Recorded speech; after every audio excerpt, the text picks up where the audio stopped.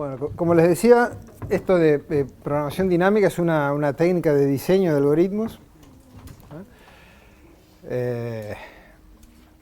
Si recuerdan, dentro de los objetivos del curso, uno de ellos será dominar y conocer y aprender técnicas de diseño de algoritmos. Analizar los algoritmos, analizar problemas y diseñar algoritmos. ¿No? Para diseñar algoritmos hay por supuesto que no es algo que se pueda hacer mecánicamente, pero sí hay una serie de técnicas. Algunas de ellas ya las hemos estado viendo. Por ejemplo, el diseño de algoritmos ávidos es un tema al cual le dedicamos bastante tiempo. Después pasamos a ver también algoritmos de tipo divide y vencerás. Los algoritmos de tipo divide y vencerás, más bien lo que era una forma como de mejorar el rendimiento de algo que de todos modos en general se puede hacer de tiempo polinomial de forma un poco menos sofisticada. Y ahora vamos a ver otra técnica, es esta de programación dinámica, que realmente es, yo diría que para resolver, para diseñar algoritmos, para resolver problemas, es artillería pesada. ¿Da? O sea, es realmente una herramienta súper potente. O sea, problemas que uno los ve a priori y dice, esto no sé, esto no debe dar forma de solucionarlo eficientemente. Y con programación dinámica muchas veces se pueden resolver. Entonces, por supuesto, lo más sencillo es cuando uno encuentra un algoritmo greedy.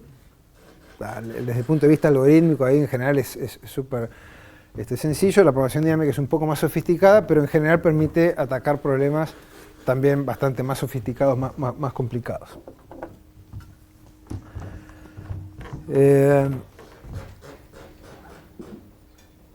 Más que tratar de definir de qué se trata exactamente esto, yo creo que, y es el enfoque que sigue el libro también, uno trabaja con esto y le va encontrando la mano a través de ejemplos, ¿no? Me parece que es la forma más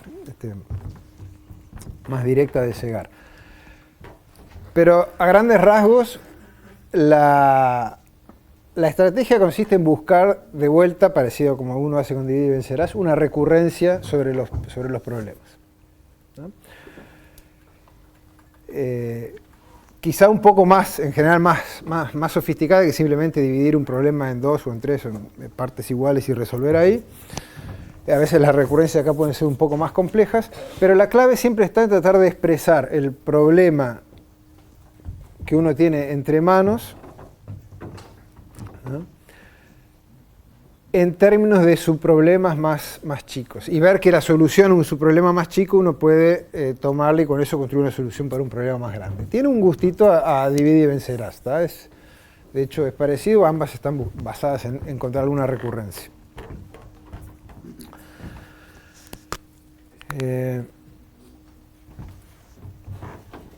Bueno, entonces, como le dije, creo que lo más fácil para presentar problemas es a través de algunos ejemplos. Así que vamos a arrancar con uno.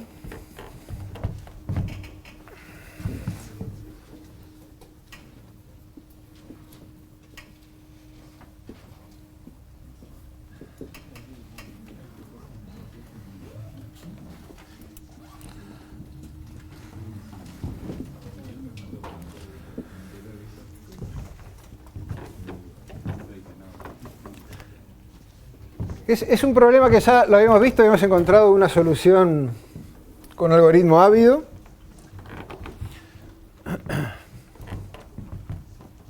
El problema era que teníamos una serie de intervalos.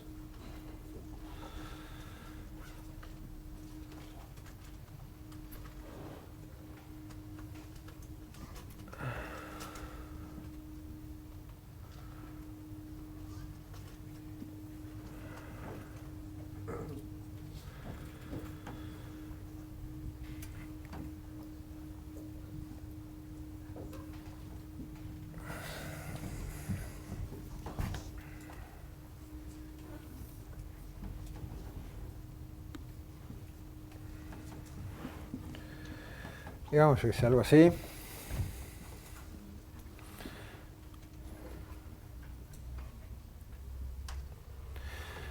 sea que podemos pensar que son no sé, requerimientos de uso de algún recurso.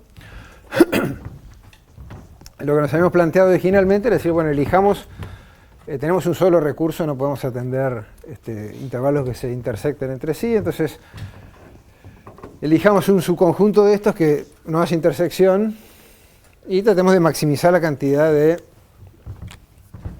recursos que atendemos, de intervalos que despachamos. Eso está bien, modelar un problema de esa manera, si básicamente cualquier intervalo me da lo mismo, ¿no? Pero podría haber situaciones donde no me da lo mismo atender cualquiera de estos, sino que cada uno tiene un cierto valor asociado, ¿no? Y yo quiero maximizar la suma de los valores de los intervalos que sí decido atender. Entonces ahí el problema se vuelve sustancialmente más complicado. Cuando yo simplemente lo que quería era maximizar la cantidad de intervalos disjuntos que puedo atender, ¿se acuerdan que la solución, un algoritmo greedy, era simplemente ordenar por fecha de fin, por fecha de finalización? ¿Está? Ir atendiendo en ese orden y descartando los que se solapan. Para acá la cosa es bastante más complicada porque esto, yo que sé, podría tener un peso 2, 1, yo que sé, 4,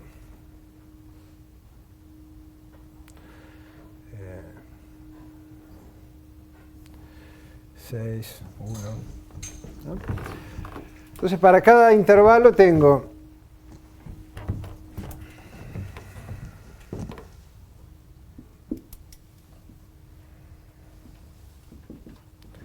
un momento de inicio, ese es el S sub i, tengo un F sub i que es el fin, y tengo un V sub i que es el valor, ¿no? Entonces, claro, ahí ya uno ve medio rápido que una estrategia greedy ya puede ser medio complicado, ¿no? Porque depende de cómo sean los valores ahí, a mí me puede convenir una cosa u otra, y la optimización ahí es mucho más compleja. Ya no parece que una estrategia greedy vaya a funcionar en este caso.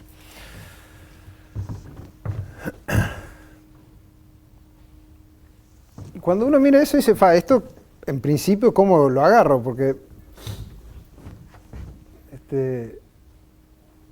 a primera vista pareciera como que no hay mucha alternativa más que ponerse a probar todas las posibles selecciones de conjuntos que sean de intervalos que sean disjuntos y quedarme, bueno, con el que maximice el valor.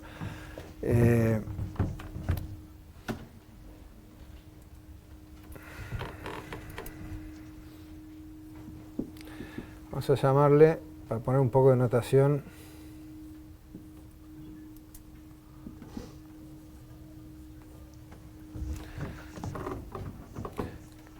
digamos que el I es el conjunto de todos los intervalos que es de 1 hasta n, y si tenemos un conjunto S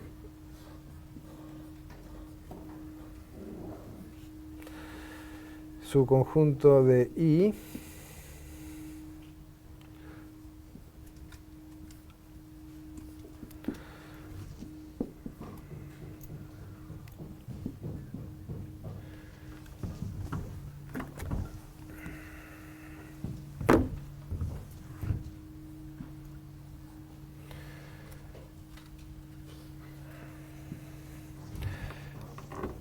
simplemente para poner un poco de notación, dado un subconjunto de estas cosas, el valor de ese conjunto es la suma de los valores de cada uno de los intervalos, ¿no?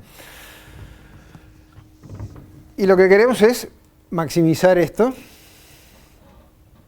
sujeto a que no hay intervalos que se intersectan entre sí.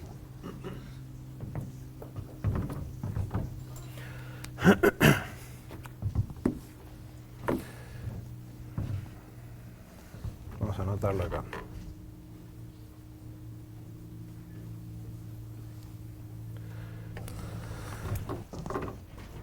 Entonces lo que queremos es, de todos los posibles subconjuntos S, quedarnos con el que tenga el máximo valor dentro de los que son válidos en algún sentido, en el sentido de que no hay intervalos ahí dentro que se intersectan entre sí. Entonces, como les decía, a primera vista uno dice, bueno, yo tengo que empezar a probar todos los subconjuntos posibles y ver con cuál me quedo, ¿no? ¿Y cómo buscaría uno todos los subconjuntos posibles? ¿Cómo haría la exploración de todo el espacio de soluciones posibles, ¿no? Y bueno, yo podría decir, bueno, a ver, agarro yo que es el intervalo 1 y me planteo, ¿lo voy a incluir en el conjunto de solución o no? ¿No? Entonces, si lo incluyo, tengo que descartar todos los que se intersectan con él, ¿tá? Y después seguir trabajando, buscando a ver otro, lo incluyo o no lo incluyo, y en cada uno tengo una decisión binaria que o lo meto o no lo meto, y entonces en definitiva termino con una cantidad exponencial de potenciales soluciones. Pero cuando uno empieza a pensar así, dice, bueno, no está mal ese primer paso, porque uno dice, si yo me planteo esta situación, ¿no? este intervalo, ¿lo incluyo o no lo incluyo? Bueno, si no lo incluyo, lo saco y ya está. Lo que me queda es un conjunto con un elemento menos, ¿no? Y lo que tengo que hacer es buscar una solución óptima ahí adentro, y si sí lo incluyo, lo que tengo que descartar es los que se intersectan con él, y después seguir buscando cuáles más agrego, ¿tá? Lo que sí uno ve medio rápido es que en ese proceso de seguir buscando quiénes más voy a agregar, es como que tengo de vuelta el mismo problema. Voy a... Los que agregue una vez que incluí el primero al S1, si es que decido incluirlo, los otros los voy a agregar siguiendo también un criterio de optimalidad, buscando maximizar el valor dentro de los que me quedaron. ¿Está bien? Para escribirlo de alguna manera, lo que estamos diciendo es que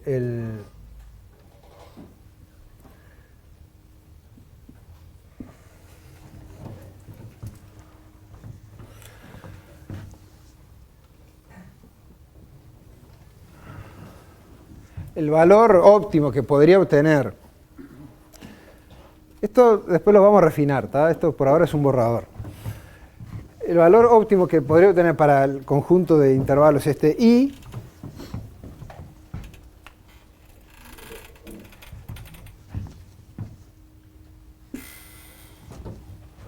tendría que ser algo así, tendría que ser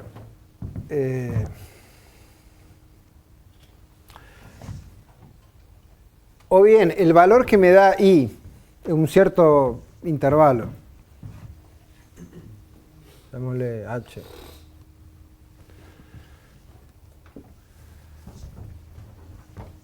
más lo mejor que pueda hacer con el conjunto de intervalos que sobreviva después de que saqué a H y a todos los que mata porque se intersectan con él, ¿no? Esa es una de las opciones. Y la otra opción que tengo es no incluir a H. Y ahí, ¿cuál sería el valor que obtendría? ¿Cómo?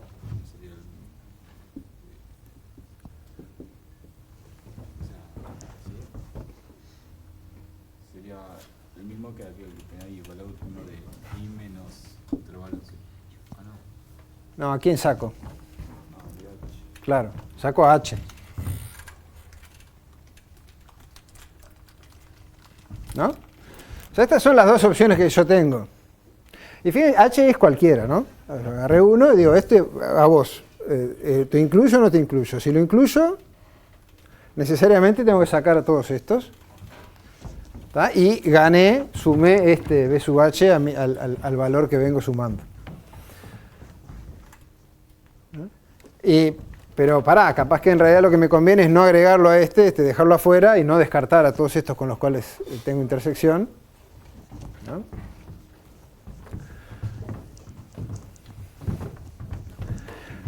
Por ejemplo, acá podría haber todo un intervalo grandote que se intersecte con todos ellos y que tenga valor, yo qué sé, 7. Entonces, si yo me fuera a la MAG y decir, bueno, agarro el de máximo valor, ¿no? Y bueno, sumo 7 de entrada, pero maté a todos estos, que si los sumara, capaz que sumo más que 7. Esas son las dos alternativas que están planteadas acá. ¿Y qué tengo que elegir? Tengo que elegir el máximo entre ellos, ¿no? Este es el tipo de razonamiento que uno hace para tratar de encontrar una recurrencia en problemas de este tipo. Ahí es un problema difícil de generalizar y que requiere cierto entrenamiento, pero una que en general a mí me funciona para tratar de pensar en ciertas cosas es tengo que elegir qué cosas incluir o qué, yo qué sé, depende del problema cómo esté planteado. En este caso es qué cosas incluir. A priori es difícil formar de una un conjunto que sea una solución, pero uno empieza pasito por pasito. Digo, bueno, ¿qué pasa si agrego 1? Yo me paro en la situación de que tomé esta decisión. O sea, fíjense, en un algoritmo greedy, uno lo que hace es toma una decisión y sigue para adelante. Y no tiene marcha atrás. Y acá estamos haciendo otra cosa. Es como que decimos, bueno, a ver, si yo tomara esta decisión, ¿cómo quedo parado?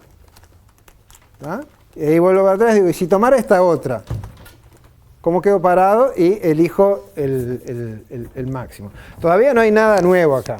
No hay nada muy inteligente tampoco. Esto, en definitiva, lo que estoy diciendo es simplemente expresando una forma de decir, voy a probar todas las posibilidades. Pues si sigo eso para adentro, lo que estoy haciendo es probando todas las alternativas. Si yo miro esta recurrencia que podría tratar de implementarla mediante un algoritmo recursivo, cómo evoluciona, bueno, empiezan a aparecer, depende de quién les intersecta acá, distintos subconjuntos y tengo que probar montones de ellos. Pero este es un primer paso que podemos tratar de seguir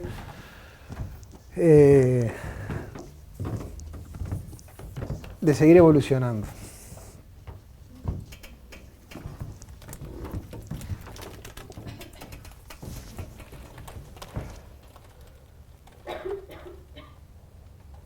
El siguiente paso que podemos hacer es bueno, tratar de darle un poco de estructura a cómo tenemos organizados nuestros datos de entrada.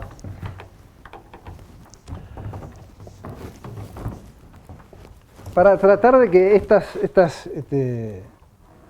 esta recurrencia quede expresada de forma más sencilla. Más sencilla quiero decir en términos de algo con una estructura más simple que subconjuntos de los que se intersectan, ¿no? En este caso podría ser tratar de considerar el tiempo como una recta y organizar esto de acuerdo temporalmente a cómo ocurren. Y entonces en vez de agarrar un intervalo cualquiera acá, agarrar o el primero o el último. Y entonces en vez de simplemente agarro uno cualquiera y empiezo a generar ramificaciones con quienes se intersectan con él, es bueno, agarro el último. Y si yo agarro el último, los que va a matar porque se intersectan son, algunos de estos. Y lo que hago es como correr la línea de tiempo donde termina mi problema un poco más hacia el inicio.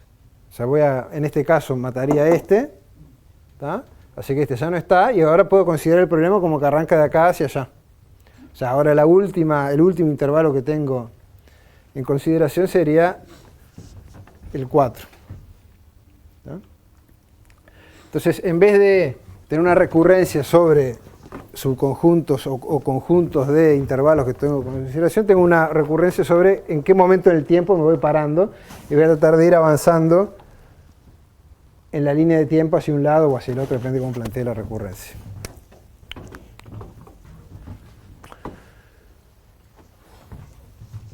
Entonces, vamos a hacer así.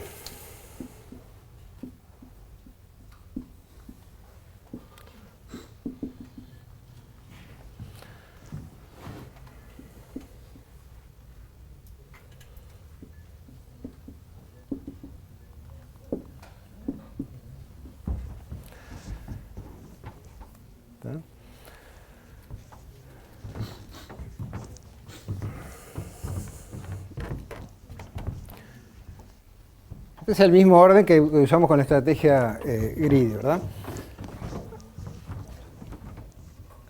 Entonces ahora lo que voy a hacer es pararme en la situación de qué pasa si elijo el intervalo n o qué pasa si no lo elijo.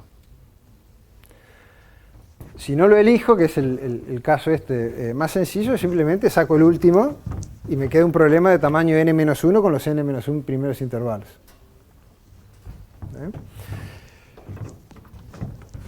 Si sí decido incluirlo, tengo que obtener el conjunto de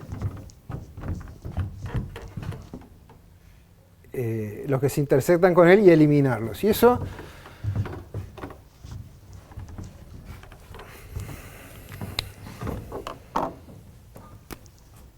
como los tengo ordenados, justamente lo que tengo que hacer es, yo me fijo el momento de inicio de este intervalo, no el de fin, sino el de donde arranca, y tengo que eliminar todos aquellos cuya fecha de finalización sea posterior a este momento.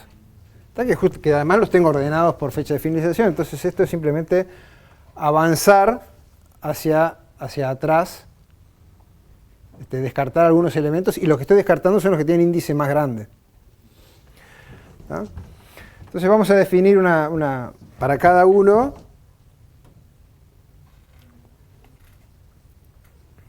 un puntero que apunte a el siguiente intervalo que queda disponible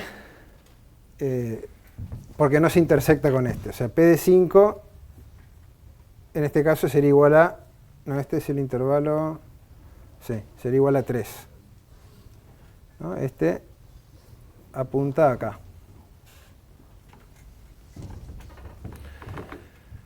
Este otro, por ejemplo, el P de 4,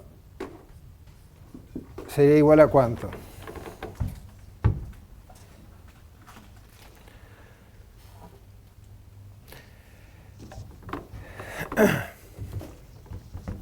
Si yo miro el problema hasta acá y decido incluir el intervalo el 4, ¿cuántos sobreviven?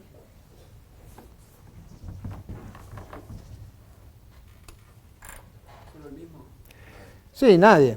O sea, él ya lo elimina porque lo acabo de incluir y elimina todos los demás. Bueno, en ese caso vamos a definir el puntero igual a 0, o sea, al origen del tiempo. ¿Tá?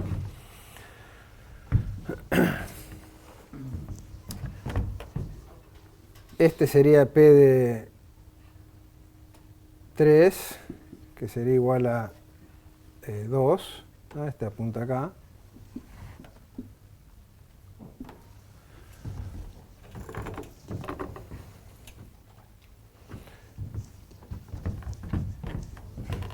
Este tiene P de 1, P de 2 igual a 0, y P de 1 obviamente también es 0. ¿No? Entonces, dándole un poco de esta estructura, entonces ahora podemos tener los subproblemas, en vez de expresarlos como conjuntos de cosas, simplemente los consideramos, sí son subconjuntos, pero son subconjuntos que son rangos dentro de 1 hasta, o de 0 hasta, un número de intervalos que tengo en consideración. ¿Ah? Por ejemplo, considero el problema que tienen los intervalos del 1 al 3, o del 1 al 4, o del 1 al 5, ¿ah? O del 1 al 2, ¿ah? Pero no cualquier subconjunto arbitrario de intervalos. ¿No?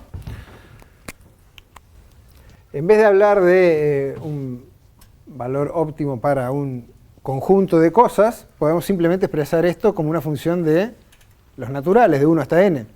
¿No? Esto ya es mucho más manejable, mucho más manejable para hacer una recurrencia que se puede implementar eficientemente. ¿Sí? ¿Qué es? No entiendo el máximo valor de un conjunto. Esto.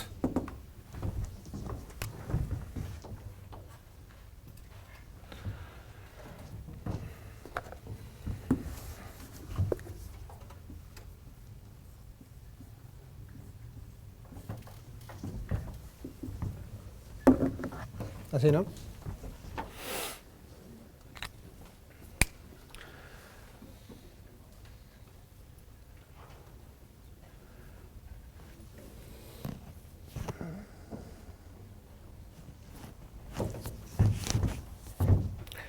Entonces ahora, siguiendo esta misma idea que habíamos hecho acá, de forma un poco más rudimentaria, ¿cómo la podemos expresar para opt? Entonces, opt de vuelta va a ser el máximo entre considero el último intervalo, el n, o no. Entonces, si decido agregar el enésimo intervalo, ¿cómo me queda opt? Sería el valor del enésimo intervalo más qué.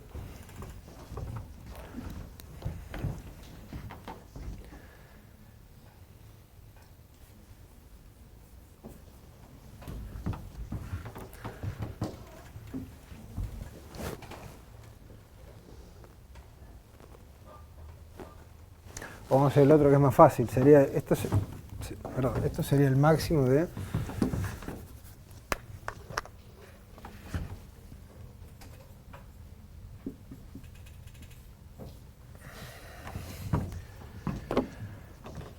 si decido no agregar n. Entonces n no va. ¿Qué me queda ahí?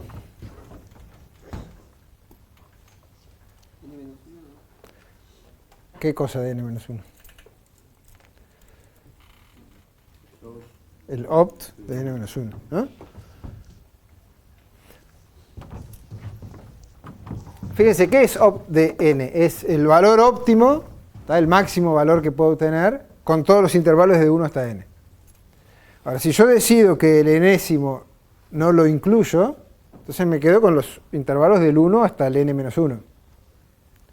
¿Tá? ¿Y qué es lo mejor que puedo hacer ahí? Lo mejor que puedo hacer ahí va a estar dado por cuánto vale opt de n-1.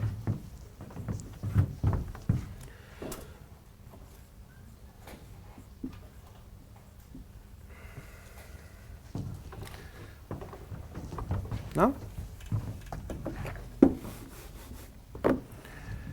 Y la otra alternativa que tengo es decidir incluir al enésimo intervalo. Y en ese caso, ¿cuánto vale esto?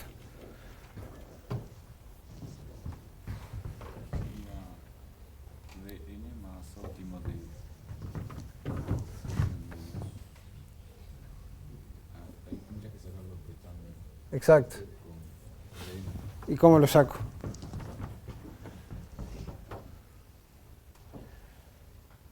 O sea, ¿cuál es el índice del último elemento que sí entra? Porque no lo descarto.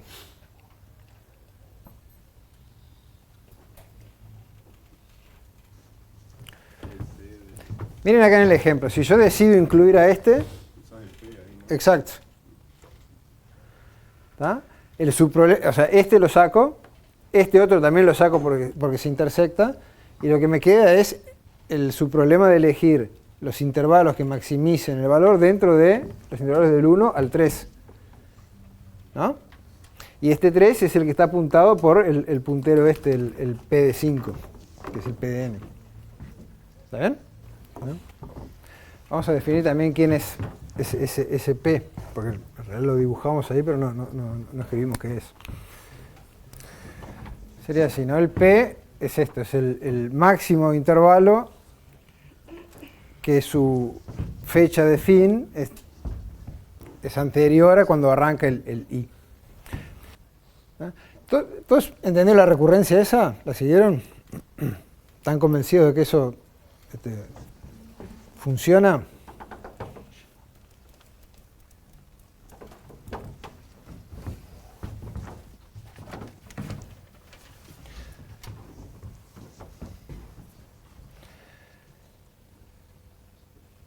Este es el primer paso y es el paso más difícil para escribir un algoritmo de programación dinámica, que es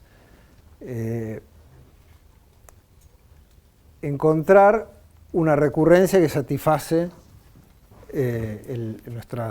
nuestro problema en términos de problemas más chicos. ¿Ah? Y cuando se cumple una cosa así, a veces lo que se le llama esto es el principio de optimalidad. Es decir, que la solución a un problema más grande está compuesto por soluciones óptimas a problemas más chicos. Eso no siempre tiene por qué ser el caso, en este caso es así. Si uno quisiera probar que esto efectivamente se cumple, creo que los argumentos son más o menos sencillos. Uno diría, bueno, hay dos posibilidades, o en una solución óptima o está el enésimo o no está. ¿Bien? Si está, se descartan todos estos que descartamos y el valor es el B sub n más algo que pueda hacer con el resto de los conjuntos, de los intervalos que me quedaron.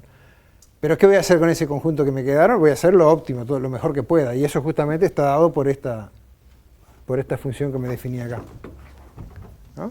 Entonces eso muestra que la solución al problema de tamaño n solo puede seguir una de estas dos alternativas.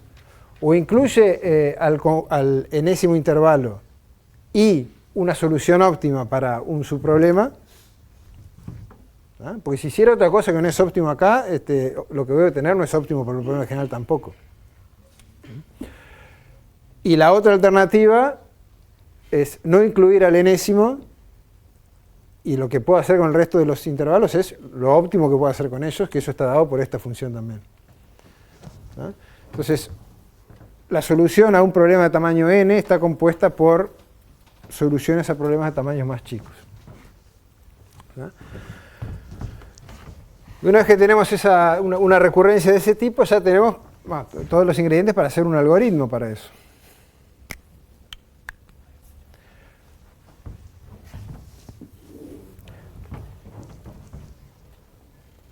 Lo primero que uno haría en ese caso sería hacer directamente un algoritmo recursivo, ¿verdad?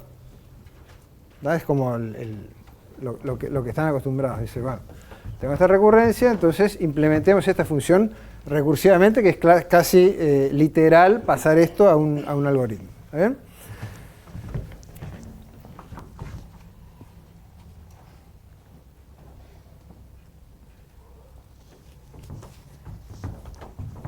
Eso funciona, nos va a dar una solución, pero no va a ser necesariamente eficiente computacionalmente, ¿no?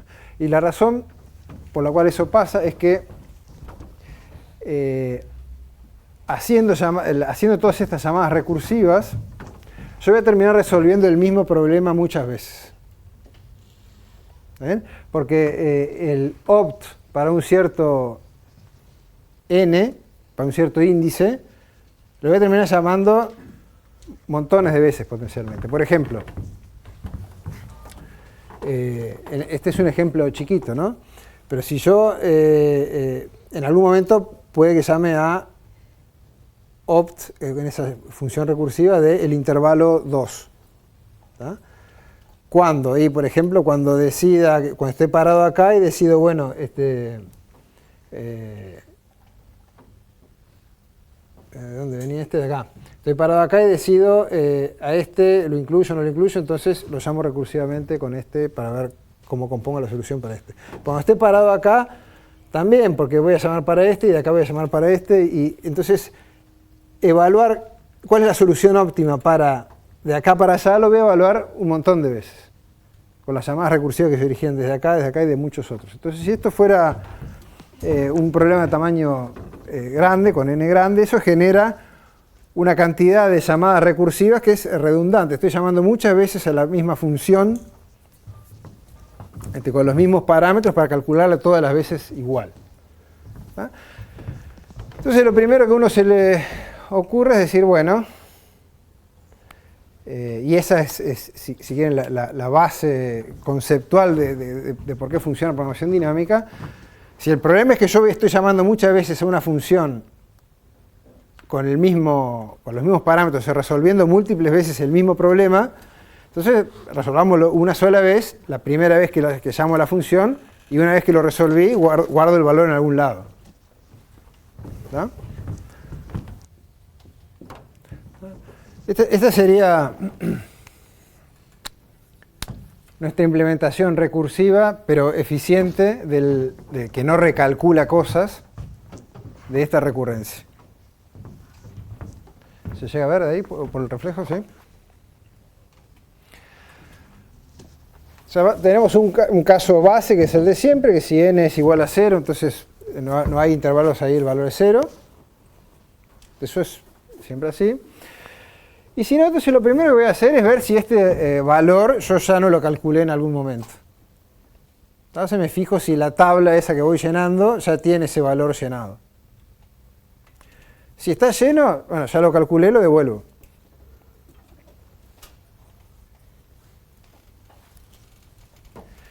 Y si no, bueno, ahí sí tengo que calcular. Y el cálculo, ¿en qué consiste? En calcular esto por un lado, esto por otro y quedarme con el máximo. Y eso lo hago llamando recursivamente.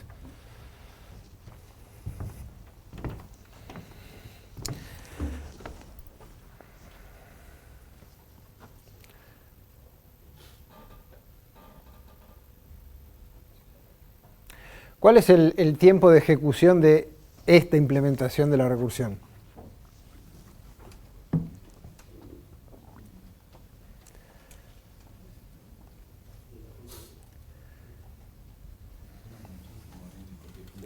¿Cómo? Uno lo calcula solo una vez cada cosa. Exacto, exacto. Ahí ese es el truco. O sea, lo que hicimos acá, si ustedes lo piensan, es descomponer el problema. Una vez que linealizamos esto y en vez de hablar en subconjuntos arbitrarios, ordenamos las cosas temporalmente y nos planteamos el expresar el valor óptimo en términos de n, depende de cuántos intervalos tomo desde el principio. Entonces uno ve que hay n problemas para resolver, no más que eso. O sea, considerando hasta el intervalo n, hasta el intervalo n-1, hasta el intervalo n-2, etc.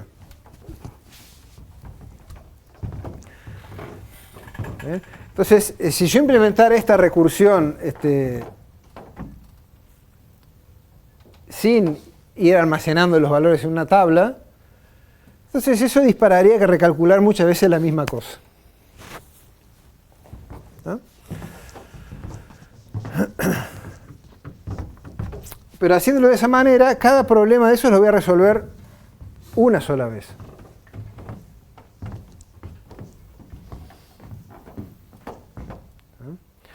Y resolverlos, salvo si descuento las llamadas recursivas, ¿cuánto tiempo me lleva resolver? Me lleva O de 1. O sea, todo esto de acá lleva O de 1, salvo las llamadas recursivas, ¿no?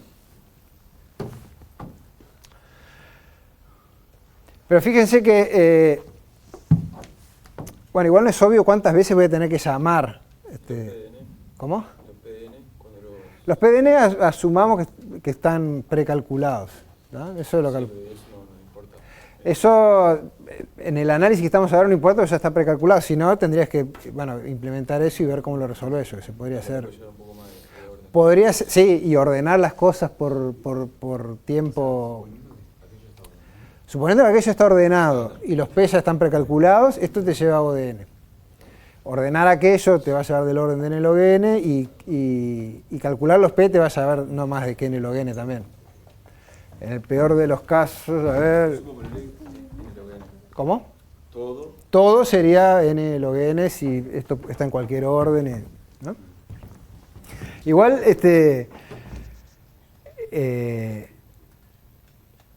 para el tipo de problema súper complejo que vamos a estar mirando acá, con algo polinomial vamos a estar muy bien.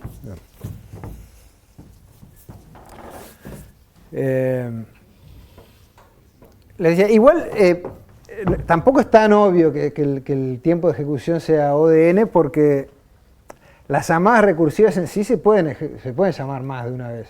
Va a volver enseguida porque enseguida va a chequear que ya está en la tabla y devuelve el valor, pero la llamada se hizo.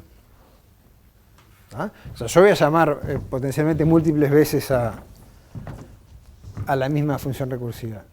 Eso no va a desencadenar nuevas llamadas recursivas, pero la llamada se ejecutó. Lo que sí es cierto, si uno mira, es que por cada 2 llamadas recursivas que yo hago, hay un valor de la tabla que deja de estar vacío. ¿no? O sea, ¿cuándo se complica la cosa? Cuando entro a este último else de acá y tengo que hacer una llamada recursiva, ¿no? Entonces ahí voy a hacer llamadas recursivas. Ahora, ¿cuántas llamadas recursivas hago acá? Hago 2. ¿Y cuántos elementos de la tabla lleno acá? Lleno 1. ¿Está? O sea que la cantidad de llamadas recursivas no va a ser más del doble de la cantidad de elementos que tuve que llenar en la tabla. ¿Está? Y la cantidad de elementos que tengo en la tabla es n. ¿Está bien? Así que ustedes, esto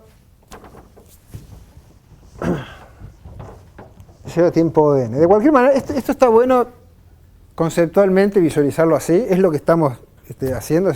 Planteamos la recurrencia y lo que estamos haciendo es evitando calcular múltiples veces la misma cosa.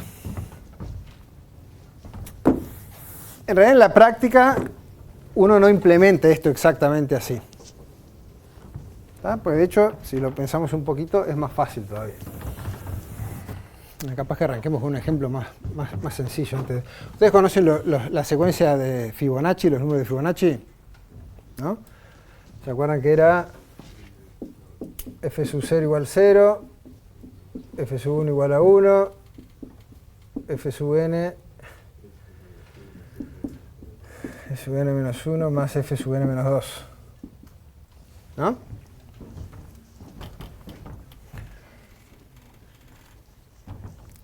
Si tienen que hacer un algoritmo que calcula esto, que calcula f sub n, ¿cómo lo hacen?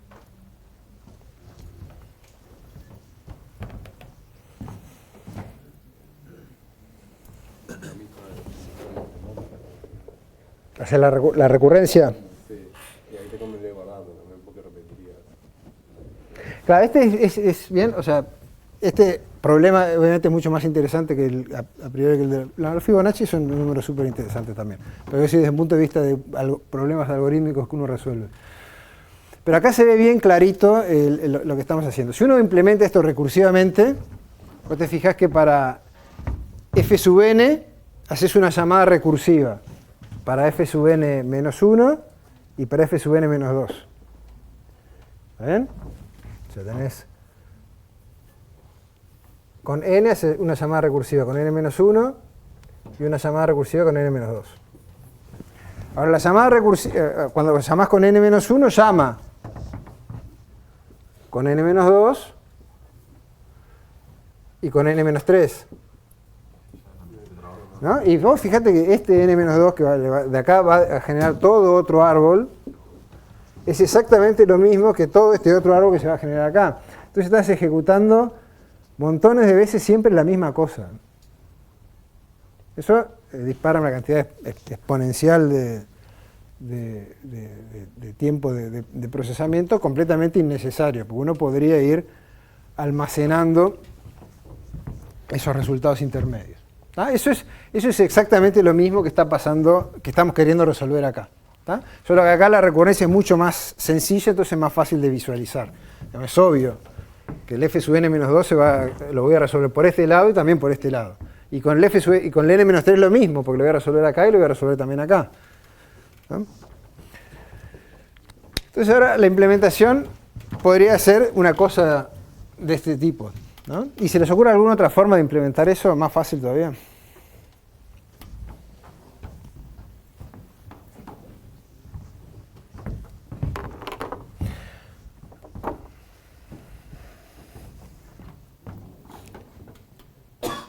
Que no sea recursivo.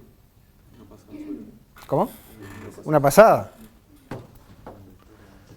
¿Está bien? Esa recursión tiene una cuenta así que se hace que sale de una. Sí.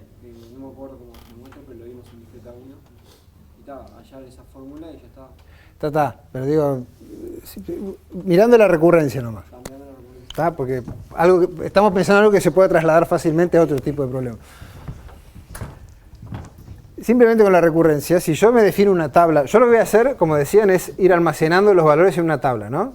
Va a ser tabla F.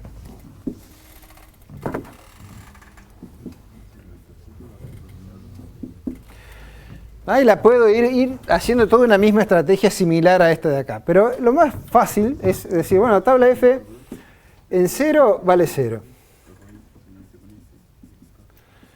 Tabla F en 1 vale 1. Y para rellenar los otros valores, la clave acá está en que acá de vuelta hay un orden asociado a los números naturales, de la misma manera que hicimos acá. Y esta recurrencia está siempre expresada en términos de cosas anteriores en ese orden de los naturales, ¿no? No en términos de subconjuntos arbitrarios como estaba hablando recién. Entonces, la clave está en que en este for que va hacia adelante, cada vez que yo necesito, los valores que yo necesito para llenar este elemento de la tabla, ya los tengo calculados de iteraciones anteriores. Entonces, es al revés de lo que uno hace en una implementación recursiva, que arranca desde n y empieza a llamar, digo, bueno, ahora necesito el n-1, entonces llamo, y necesito el n-2, entonces llamo, y eso desencadena siguientes llamadas. Acá es al revés, digo, bueno, arranco del paso base, y del paso base, de ahí en adelante lleno todos los valores. Los calculo todos. Por más que el que me interesa al final, capaz que es el n. ¿Ah? En el problema este, el de los intervalos, yo tengo el problema con los n intervalos que quiero elegir con cuáles quedarme. Y en realidad no es que me interese particularmente un subconjunto de ellos. ¿Ah? Simplemente los resuelvo todos como una herramienta para llegar al final del camino, llegar a tener el enésimo que es el que me interesa. Pero en el camino los resuelvo todos, porque no me queda más remedio. ¿No? En funciones recursivas en general, no es que siempre convenga esto, porque a veces hay funciones recursivas que uno entra por la recursión y no resuelve todas las posibles alternativas. Entonces no tiene sentido precalcular todos los posibles resultados. Pero acá sí, porque para llegar al enésimo no me queda más remedio que haber calculado necesariamente todos los anteriores.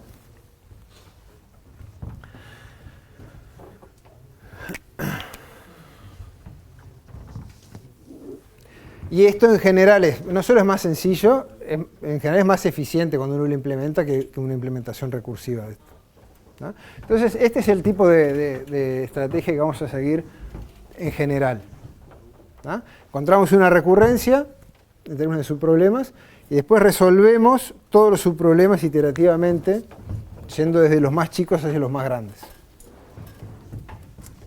Esta versión, implementada iterativamente, sería así, sería hacer opt de 0 igual a 0, ¿no?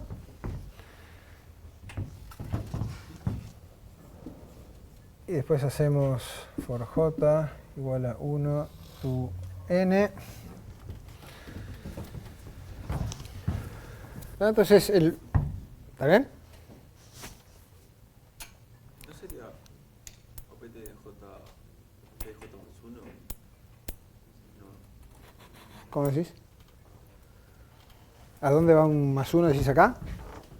No, porque ahí vas de 1 a n.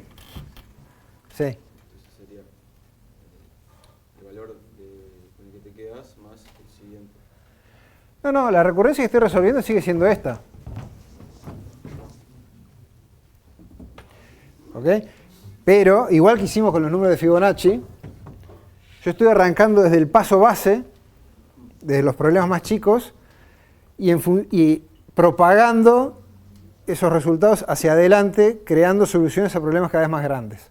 Si cuando uno hace una implementación recursiva, vos partís del problema más grande y llamás recursivamente para solucionar problemas más chicos. Y acá lo que estamos haciendo es soluciono el problema trivial más chiquito, y una vez que tengo soluciones para un problema más chico, voy construyendo las soluciones para los problemas cada vez más grandes.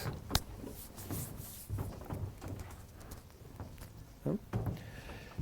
Y lo que les decía recién, en realidad de esta tabla, lo único que me interesa probablemente, en principio, sea el último valor. ¿No? Pero necesito los resultados intermedios para llegar hasta ahí.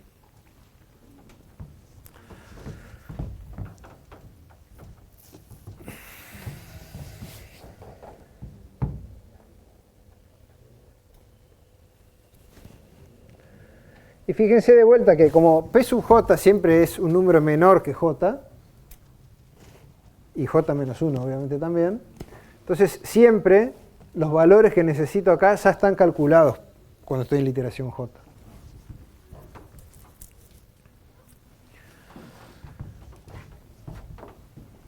Entonces eso, al final de este for, yo sé cuál es el máximo valor que puedo obtener eligiendo intervalos que nos intersecten de este conjunto de n intervalos, ¿no?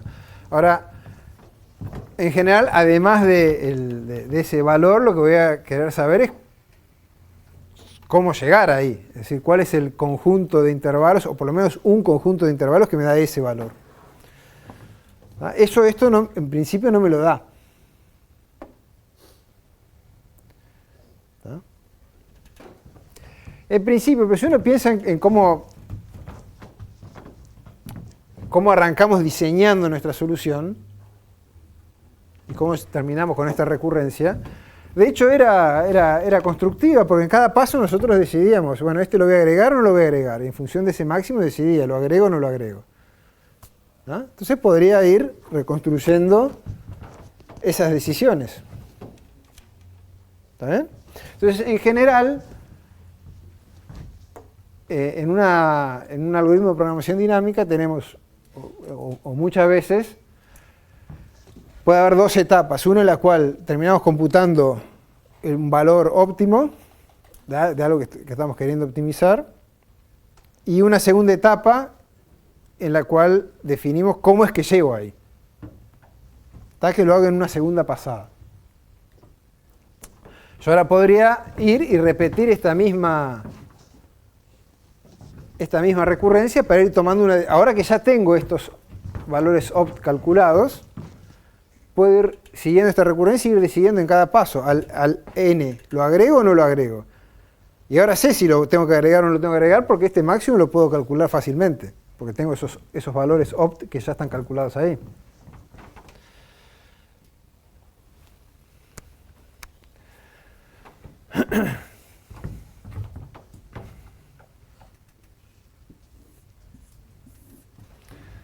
Entonces, esto sería cálculo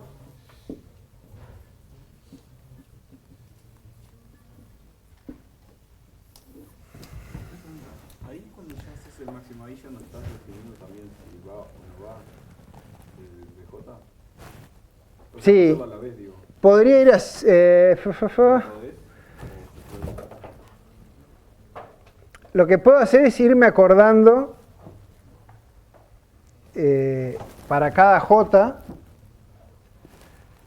cómo llego a este valor para ese j, es decir, si incluía b sub j o no. Pero en la solución global al final, yo no sé si voy a incluir a j o no. ¿Entendés? Yo calculé todos los opt desde 1 hasta n. ¿Tá? Pero solo algunos de esos van a terminar formando la solución global para n. Entonces lo que tengo que hacer es partir de n, a partir de ahí seguro que puedo empezar a decidir, y veo si lo incluyo o si no lo incluyo, y voy avanzando. ¿Ah? Y capaz que nunca termino pasando por un j en particular porque lo elimino. Entonces, lo que sí es cierto que puedes resolver en el momento es, bueno, si yo incluyo, o sea, si paso por acá, si lo voy a incluir o no.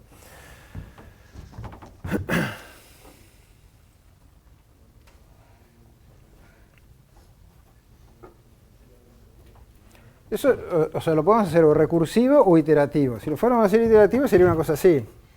Hacemos la solución, la inicializamos en vacío. Y después, como decía, arrancamos del final del enésimo y empezamos a ver, ¿lo incluyo o no lo incluyo?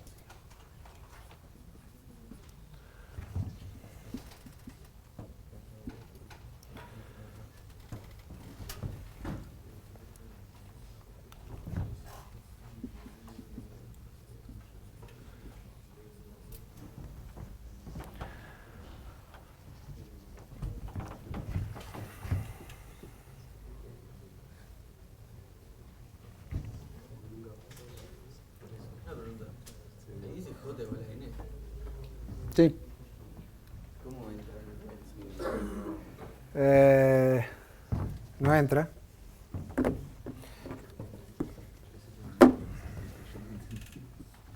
Ahora sí, perdón.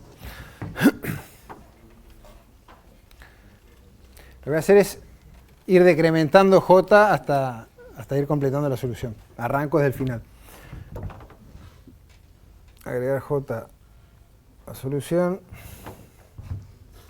Y hacemos J igual a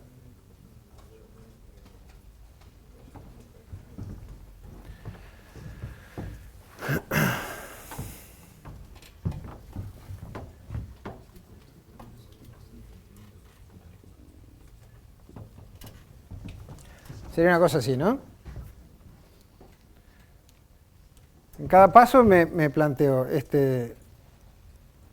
vos pertenecés a la solución o no, evaluando por qué lado alcanzo el máximo.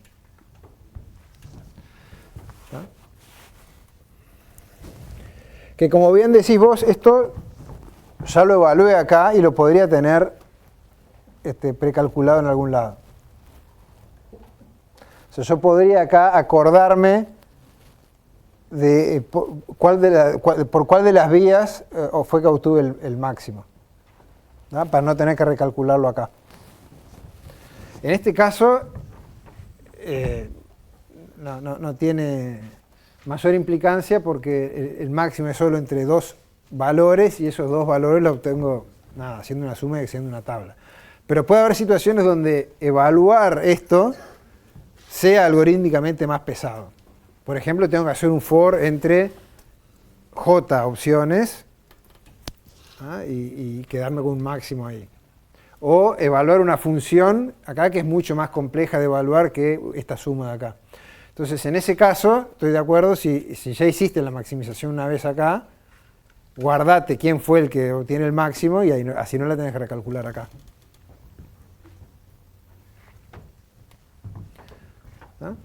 Entonces el esquema es este. Vamos siguiendo, una vez que completamos todo esto al derecho, después vamos al revés, construyendo la solución que llega, que alcance ese valor óptimo.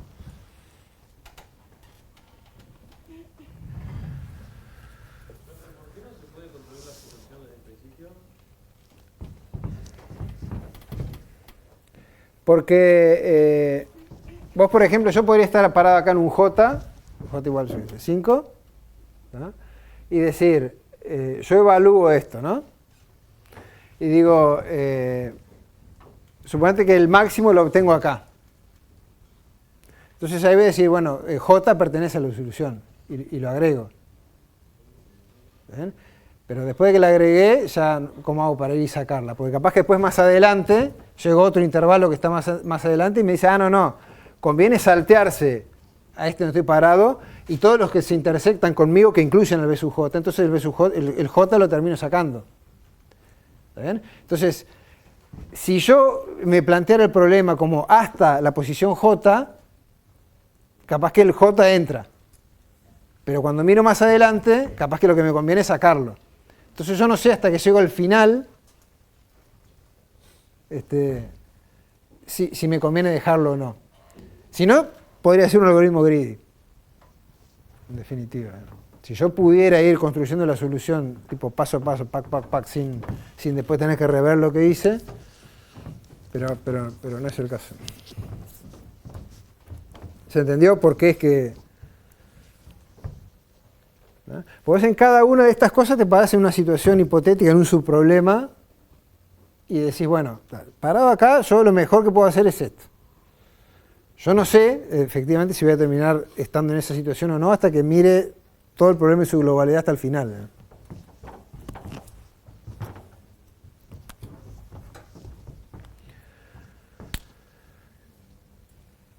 Esto lo podrían hacer recursivo también, ¿no? El reconstruir la solución. Pueden hacer una función recursiva que dice, evalúa esto mismo y decide si agregar o no, y en vez de ir iterando con este while, podría ir llamando recursivamente. Es lo mismo. Vamos a ver otro ejemplo de un problema que uno también lo mira a primera vista y dice, esto no sé ni por dónde agarrarlo, y es bien además el tipo de problemas que se resuelven bien con programación dinámica. ¿Ustedes saben cómo hacer mínimos cuadrados para aproximar con una recta una nube de puntos? Sin patrones hoy. ¿Eh? Si lo miro me acuerdo. Igual no importa cómo se hacía, pero el problema en sí, o sea, es decir, uno tiene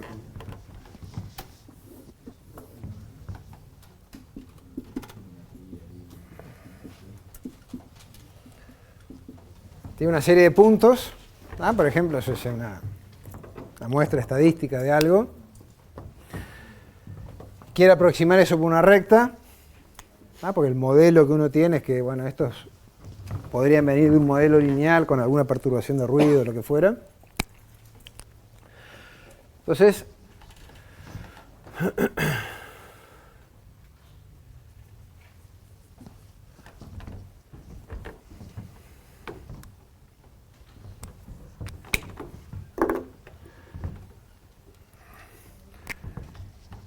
digamos que este es x sub i, y sub i, y esta cosa es igual a por x más b.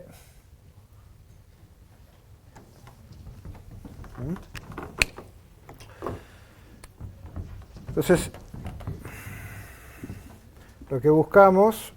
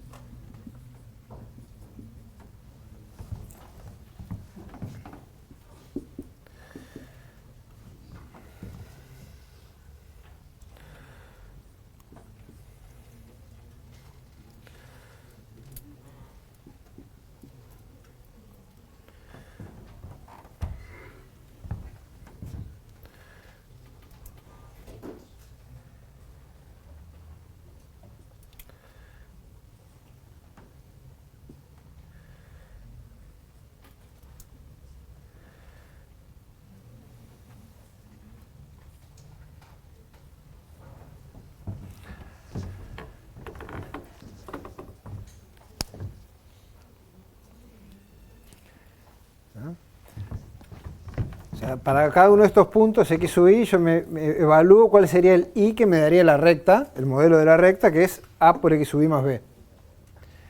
Y hago la resta con respecto al i sub i de verdad. ¿Está? Y la diferencia es el error del modelo con respecto a ese punto de verdad. ¿Está? El error cuadrático en ese punto es esa diferencia al cuadrado, y lo que evalúo el ajuste de la recta a estos puntos de acuerdo a la suma de los errores al cuadrado. ¿Ah?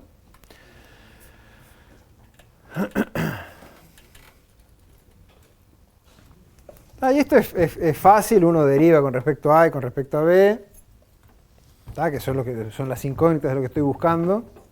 Yo quiero el A y el B que maximicen eso, entonces derivo con respecto a A, derivo con respecto a B, igual a 0, me quedan dos ecuaciones, tengo dos incógnitas,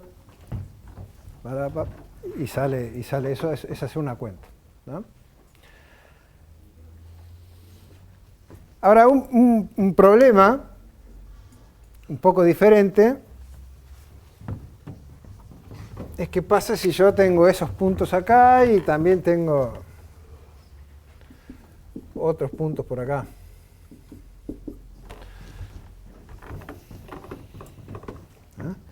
Por ejemplo, hice un muestreo estadístico en algún lado, medí una señal eléctrica o lo que fuera, y me dieron esos puntos y obviamente no se ajustan bien con ninguna recta. ¿No? Sería mucho mejor decir que ajusto con dos rectas. ¿No? Entonces, bueno, podría decir, de acá para allá ajusto con una recta, de acá para acá ajusto con otra recta, y hago dos problemas de mínimos cuadrados, y bien. El problema es, ¿cómo hago para resolver de acá para acá y de acá para allá? De acá a ojo, uno, con este ejemplo uno lo ve, pero si uno quiere hacer un algoritmo que resuelva eso, bueno, no es tan fácil decidir como desde acá para acá es una recta, de acá para acá es otra recta. ¿No? Tendría que probar, podría probar todos los posibles puntos de quiebre. Pero también, además, ¿quién me dice cuántas rectas? Porque yo puedo volver a seguir complicando este ejemplo y agrego otro más por acá. Entonces ahí son 3 rectas. Entonces, ¿cómo hago? Es bien ese tipo de problemas que uno los ve y sabe lo que quiere, pero no sabe cómo decirlo. Digamos. ¿Cómo modelarlo? Claro, vas agarrando el conjunto de puntos y que... ¿Pero cuántos conjuntos? Ah, está bien, ese es el punto difícil. Pues sí, bueno, y podría agarrar y decir, bueno, agarro con esa idea, voy dividiendo en conjuntos y me quedo con el conjunto que minimice el error total. O sea, si partiendo en 3 conjuntos obtengo un error global más chico que con un solo conjunto, lo hago con 3. ¿Está bien? Y si con 4 obtengo una mejor solución, en el sentido que tengo un error global más chico, parto en 4. Y así. Sí, pero no sé. Como que va probando para cada uno muchas situaciones. Sí, pero igual, independientemente de la complejidad algorítmica, que sí que son muchas alternativas para probar, independientemente de eso, dando ahora por supuesto que eso no es un problema, ¿cómo formalizamos qué es lo que quiero? Eso podría ser una opción, decir, me quedo con la partición en rectas, en 3, 4, 5 rectas, lo que sea, que me lleven al mejor ajuste posible. Por ese caso, meto una recta por cada punto y... Ahí está, exacto, y eso tiene error cero, ¿no? Agarro cada 2 puntitos, los uno con una recta y separada y tengo error cero, pero tengo un montón de rectas. Obviamente eso tampoco es lo que quiero, ¿no? Es como que el problema, la solución se desvirtúa. Como que mirás y agregar una recta que mejora la solución y le pones un costo, yo que sé, agregar recta. Bueno, ahí va. Esa es una solución típica. Está bien, quisiéramos minimizar el error global, pero no con demasiadas rectas que el problema ya deja de tener gracia, porque uno quiere un modelo sencillo en definitiva, no con n rectas. Entonces le pongo un costo, o sea, cuantas más rectas incluya, le agrego un costo, una penalización, eso es justamente lo que se llama un término de penalización, a la solución. Entonces hay una fuerza que me lleva a tratar de poner más rectas, que es lograr tener un mejor ajuste, pero hay un contrapeso que me lleva a tratar de tener menos rectas, que es ese costo adicional. Y la solución óptima entonces va a ser la solución que tenga la mejor relación de compromiso entre esas dos cosas, es decir, que minimice la suma de la penalización por cuántas rectas puse, ¿tá? y el error de ajuste.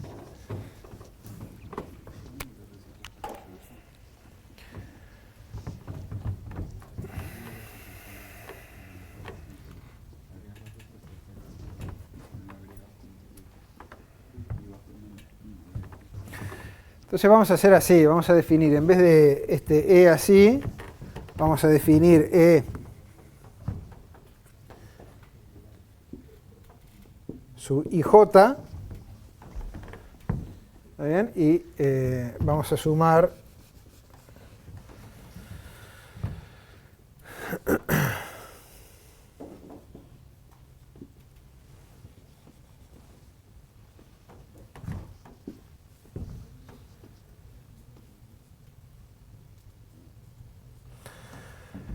vamos así, entonces miramos cuáles, si yo miro los puntos que están desde el I hasta el J, ¿cuál es el error cuadrático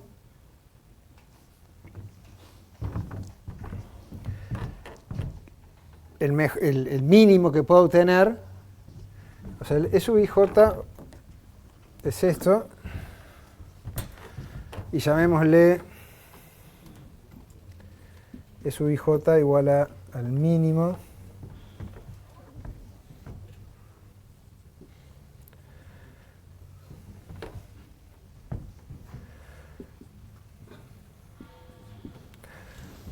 o sea, resolvemos el problema de mínimos cuadrados con los puntos que van desde el I hasta el J. ¿Ah? Y obtengo el error mínimo posible eligiendo el mejor A y el mejor B para ese segmento.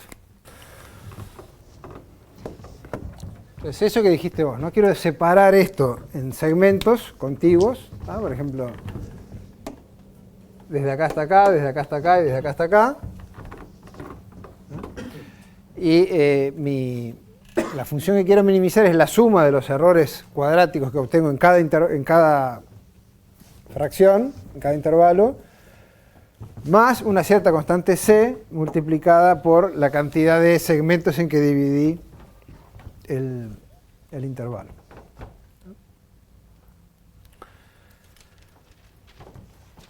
Este es un problema que es típico en modelado estadístico de datos, ¿tá? Cosas de tipo machine learning, etcétera, o de modelado estadístico en general. Aparece siempre esta relación de compromiso entre la riqueza del modelo con la cual estoy tratando de modelar los datos, ¿tá? y la bondad del ajuste que tiene ese modelo a los datos. Por ejemplo, si yo quisiera aproximar también estos puntos por un polinomio, ¿ah? Cuanto más, y no sé de qué grado tendría que ser el polinomio, ¿ah? Cuanto mayor sea, yo puedo construir un polinomio de grado n que pasa por todos los puntos, ¿ah? Y va a ser una porquería porque va a hacer todo tipo de saltos para arriba y para abajo, y pasa por todos los puntos, pero no es lo que yo realmente quiero. ¿Ah? Entonces, de vuelta, hay ahí una relación de compromiso entre tener el grado chico, pero que ajuste bastante bien los puntos. ¿Ah? O en modelos estadísticos yo de repente tengo un cierto montón de datos que obtuve de algún lado. ¿Ah? Y tengo una serie de candidatos de modelos estadísticos para eso, algunos que tienen más parámetros, más tuercas para ajustar, otros menos. Y en general los que tienen más tuercas para ajustar me permiten ajustar mejor, pero si yo me dejo llevar por eso, ocurre lo que se llama un sobreajuste, que es esto mismo que decíamos recién de poner un segmento para cada punto. O sea, es perfecto, tenés un modelo que se ajusta bárbaro con tus datos, pero es porque simplemente tiene tantas perillas que las lograste tocar todas para que pasen exactamente por los puntos que tenés. Pero eso no es un buen modelo estadístico realmente de lo que estás queriendo modelar.